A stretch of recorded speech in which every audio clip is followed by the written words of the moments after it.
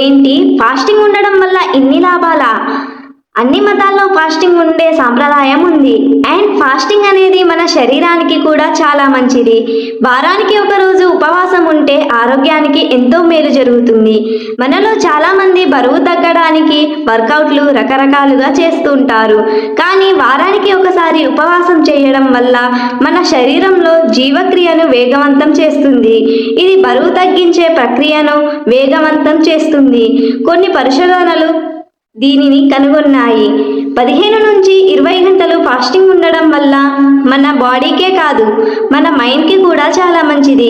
ఉదాహరణకి ఫాస్టింగ్ ఉన్నప్పుడు మన బాడీలో బ్లడ్ షుగర్ లెవెల్స్ డ్రాప్ అవుతాయి.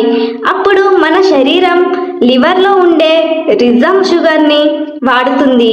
ఆ తర్వాత మన శరీరం బాడీలో స్టోర్ అయిన ఫ్యాట్ని యూస్ చేసుకుంటుంది. ఆ ప్రాసెస్లో కిటోన్స్ ప్రొడ్యూస్ అవుతాయి. ఇవి మన మెంటల్ అలర్ట్నెస్ని పెంచుతాయి.